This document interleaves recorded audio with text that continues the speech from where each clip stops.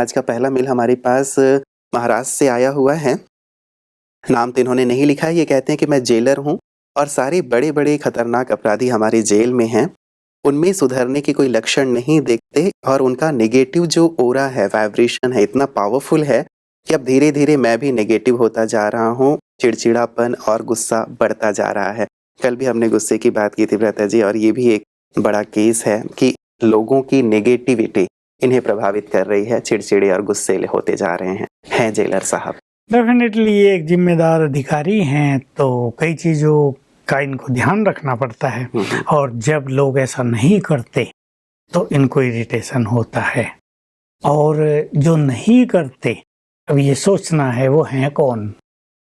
हो सकता है उनमें से कई आतंकवादी हों, कई बड़े बड़े क्रिमिनल्स हों, कोई और खतरनाक विचारों वाले हों जो इंतजार कर रहे हों कि कब यहाँ से निकलें और फिर ये काम करें। बहुत कम लोग वहाँ ऐसे होते हैं जो ये सोचते हैं कि अरे भाई हम तो यहाँ गलती से आ गए, अभी हमें जीवन में ऐसा काम नहीं करना है, हमने तो भावुक होकर ये गलती कर दी, अब तो हम कान पकड़ते हैं, भगवान से क्षमा मांगते हैं, अब हम ऐसा काम नहीं करेंगे। लेकिन अधिकतर वहाँ जाने वाले ऐसे ही होते हैं जो इंतजार करते हैं। वहाँ भी उनका एक ग्रुप बन जाता है ना, सब साथ रहते हैं, साथ काम करते हैं। अब पहले एक थे, अब 2 मिलके काम करेंगे, अब 4 मिलके काम करेंगे। तो हम लोग भी जाते हैं उनकी सेवाओं के लिए। जेल में हम लोगों के बहुत अच्छे प्रोग्राम चलते हैं। जबकि जब हम जाते हैं तो हम देखते हैं वातावरण को, मैं रीड करने की कोशिश करता हूँ कि लोग हमें ध्यान से देख रहे हैं, ये आए हैं क्योंकि हमारी बहनें भाई वहाँ जाते रहते हैं। तो कोई किस नज़र से देख रहा है, कोई किस नज़र से देख रहा है, हम पर उनके वाइब्रेशंस अफेक्ट न करें, हमारे वाइब्रेशंस उनको जाएं, इसकी बहुत आवश्यकता है। राजयोग हमें इसकी विधि उपलब्ध कराता है क्योंकि अब मान लो इनके पास 200-400 ऐसे क्रिमिनल्स हैं।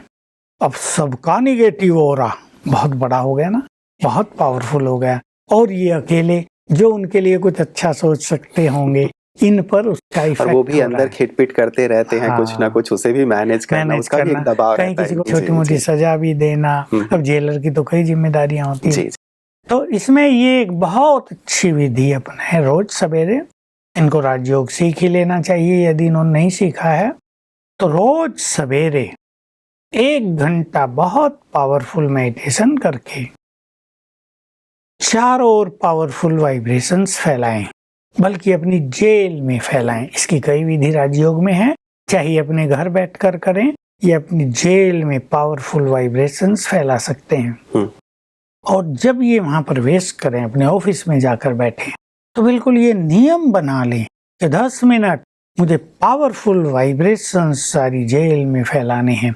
और सबके लिए ये दृष्टि रख लें, ये सब भगवान के बच्चे हैं, दे आर गुड सोल्स, ये भी अच्छी आत्माएं हैं। भले ही किसी विकार के वश, क्रोध के वश, हिंसात्मक वृत्ति के वश या धन के लोभ के वश इन्होंने कोई बुरा काम कर दिया, but after all they are the children of God and they are very good souls।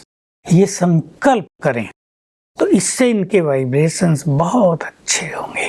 ये भी संकल्प करें, इनमें से कई आत्माएं देवकुल की महान आत्माएं रही होंगी, अब वो किसी भी कारण से यहाँ आ गई हैं, वाइब्रेशंस बहुत अट्रैक्टिव हो जाएंगे। फिर योग अभ्यास करें, अपने को सर्वशक्तिवान से जोड़ें, उसके वाइब्रेशंस रिसीव करें और पूरी जेल में स्प्रेड आउट करें।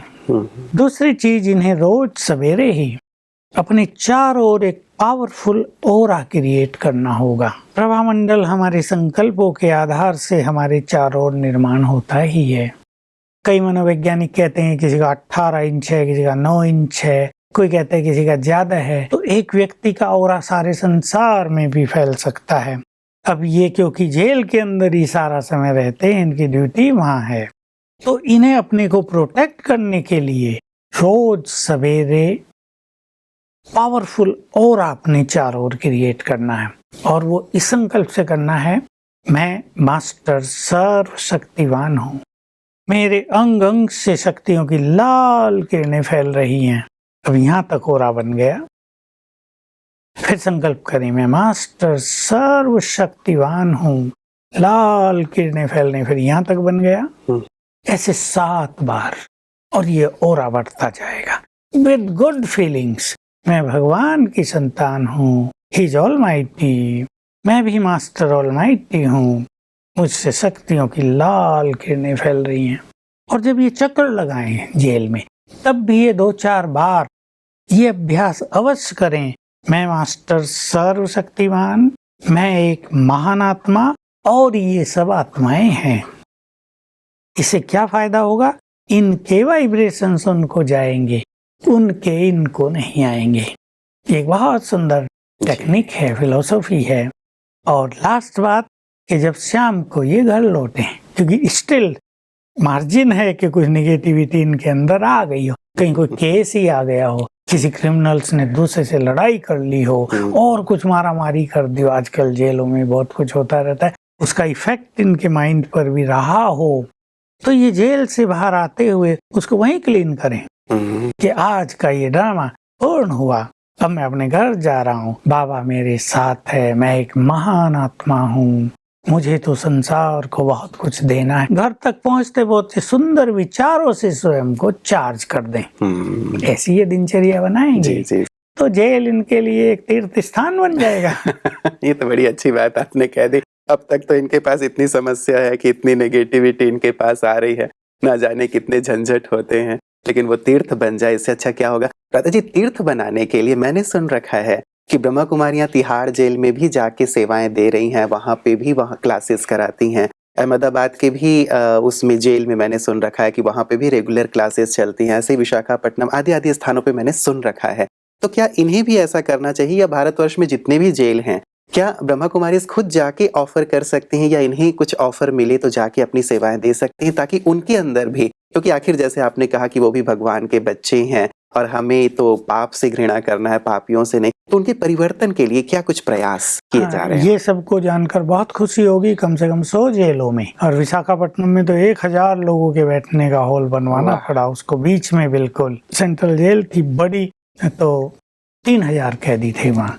तो मैं तो ये कहूँगा सरकारों को भी ये काम करना चाहिए, और हमारे ईश्वरीय विश्वविद्यालय के द्वारा तो ये काम हो ही रहा है। जहाँ तहाँ राखी के पर्व पर मुझे नहीं लगता कोई जेल बचती होगी जहाँ हमारी बहनें नहीं जाती हों। सारे भारत में बहुत कम जेलें बचती होंगी, नहीं तो हमारे बड़े बड़े सेवा केंद्र हैं हर सिटी में, हर डिस्ट्रिक्ट में, छोटे छोटे टाउन में भी, जहाँ भी जेल हैं हमारी बहनें ये सेवा अवश्य करती हैं। हमारे यहाँ से हेड ऑफिस से भी सबको आदेश जाता है कि ये सेवा सभी करें, और बहुत जगह कैदियों ने कोर्स किया, स्टाफ ने कोर्स किया, और बहुत अच्छे कार्य चल रहे हैं। तो चलो 100 लोगों में से 10 भी वहां से सुधर के निकले हैं, तो इट विल बी बड़ी ग्रेट गिफ्ट है। जी। भ्राता जी, मैंने ये भी सुन रखा है कि जैसे जेलों की जो सेवा है, और एक परिवर्तन की बात है कि डाकू पंचम सिंह जी का नाम बड़ा फेमस था, और वो अपने समय में बहुत ही कुख्यात डाकू थे, और उन्होंने बहुत सारी जो भी हैं कांड किए थे, लेकिन उन्हें भी राजयोग का परिचय मिला, और अब वो पूरी तरह परिवर्तित होके डाकू पंचम सिंह से राजयोगी पंचम सिंह बन गए हैं। बिल्कुल, मेरे से तो बहुत मिलते हैं। जब वो पहली बार हमारे यहाँ आए थे, वो हमारे ही फ्रेंड बने थे और हम उन्हें घुमाने ले गए थे। हमने उनसे कई चर्चाएं की, उनकी सब जो वो किसी को नहीं बताते वो भी उन्होंने सब बता दी। लेकिन वो चरित्रवान बहुत थे।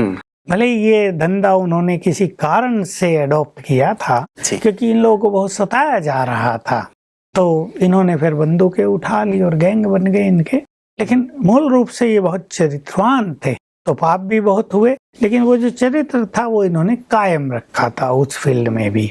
चलिए भ्राता जी, उम्मीद करते हैं कि सचमुच सारी जेलों में ऐसी सेवाएं शुरू हों, और फिर जेल में कैदियों की संख्या भी धीरे धीरे कम होती चले, क्राइम कम होता चले, तो हम एक स्वच्छ और स्वर्णिम भारत बना पाएंगे। अगला मेल भ्राता जी हमारे पास कनाडा से आया है, और ये शुक्ला जी हैं। ये कहते हैं कि I gave power of attorney to my nephew in Surat to sell my plot in Faridabad in 2008. It was sold for 1,40 lakhs. He agreed to give me 1 crore. So far, he gave me 60 lakhs. Now he is not talking to me. I need Suraj Bhaiji's help. I am a senior citizen and live on pension. भ्राता जी, थोड़े ही पैसे मिले, बाकी दिए नहीं, अब बातचीत बंद है। पैसा ऐसी माया है जो अच्छों का दिमाग खराब कर देती है। संबंधों में दरार। हाँ, ये तो इनका भतीजा ही है भ्राता जी। अपने ही लोगों से ज्यादा धोखा मिलता है ऐसे केसेज में, बल्कि दूसरे लोग तो कोऑपरेट ज्यादा करते हैं, लेकिन अपने लोग सोचते हैं ना इनके पास तो बहुत है, वो उनको जानते हैं ना आगे पीछे, तो इनके पास तो बहुत है, क्या करेंगे। और अकेला व्यक्ति है, सीनियर सिटीजन है, कल मर जाएगा, क्या काम आएगा, उसका पैसा सरकारें ले लेंगी, इसलिए कर लो कुछ। तो इनको मेरी एक सिंपल सी राय है जी।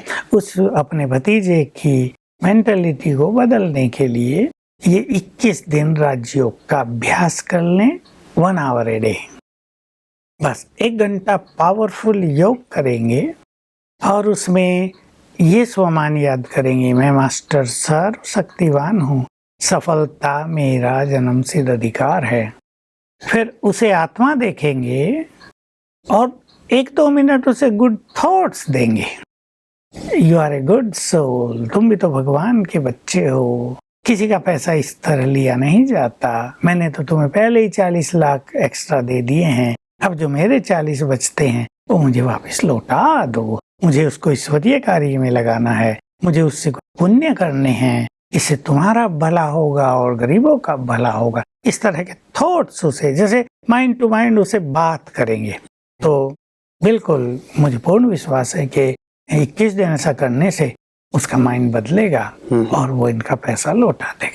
फतेह जी, क्या कुछ ऐसे एक्सपीरियंस हैं आपके पास? लगातार लोगों के फ़ोन कॉल आते हैं, बातें होती रहती हैं, आप लोगों को एक्सपेरिमेंट कराते रहते हैं। क्या कुछ ऐसा अनुभव रिसेंटली का है कि किसी का पैसा ऐसे ही किसी ने रख लिया हो, दबा लिया हो और ऐसे अभ्यास से वापस आ गया? नहीं, 10 कम से कम 10 अनुभव ऐसे बहुत अच्छे हैं। जी। ये बिल्कुल इजीली हो गया कि लोगों ने पैसा देने की मेंटलिटी खत्म कर दी थी और जब इस तरह के योग अभ्यास किए, कुछ केसेस तो ऐसे थे जिनमें उन लोगों का योग भी नहीं लगता था, तो मैंने जस्ट विजन बनवाया कि वो व्यक्ति पैसा दे रहा है 15 दिन में, 1 मास में, और 108 बार याद कर लेना कि मैं मास्टर सर्व शक्तिवान हूँ, तो बहुत जल्दी उनका पैसा लौट गया। पैसे लौटने के तो कई अनुभव हो चुके हैं, कई केस ऐसे भी हुए कि जिसको लौटाना था करोड़ों की संपत्ति, उस बेचारे का भी काम डाउन चला गया। अब इसको पता था ये खुद ही गरीब हो गया है, अब मेरा कैसे लौटाएगा, तो इसने रोज सवेरे जैसे अपने लिए अभ्यास किया जाता है,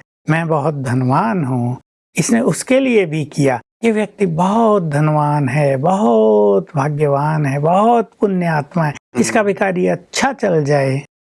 तो इसकी दुआओं से उसका कार्य अच्छा चल गया, पैसे भी पैसा वापस उसने बेचारे ने वापस कर दिया। वो लौटा इसलिए नहीं रहा था कि उसके पास था नहीं थे। रियली तो ऐसे भी कई केसेस हो जाते हैं जी कि सामने वाले के पास पैसा नहीं हो तो भी बेचारा लौटा नहीं पाता है। ये तो अच्छी चीज हुई कि उसके लिए भी शुभ भावना कि वो भी धनवान हो जाए और वो जो मेरे पैसे हैं वो भी वापस आ जाए। चलिए भ्राता जी, उम्मीद करते हैं और हमारी दुआएं भी रहेंगी कि शुक्ला जी के भी जो पैसे इनके भतीजे ने रख लिए हैं जल्दी से जल्दी लौटा दें और ये भी सुखमय और शांतिमय जीवन अपना यापन करें। आज की सुंदर चर्चा के लिए भ्राता जी आपका बहुत बहुत शुक्रिया। मित्रों, हर प्रकार की समस्या हमारे पास आती रहती है, आप देखते ही हैं, चर्चाओं में सुनते रहते हैं, लेकिन सबका निदान है। अपने आप को हम सकारात्मक बना के रखें, दूसरों के लिए भी अच्छी शुभ भावना रखते हैं तो उनके पास भी यदि कोई नेगेटिविटी होती है खत्म हो जाती है, हमारे लिए उनकी भावनाएं बदलती हैं और जो भी चीज़ें हैं चाहे वो धन है हम तक वापस आ जाता है।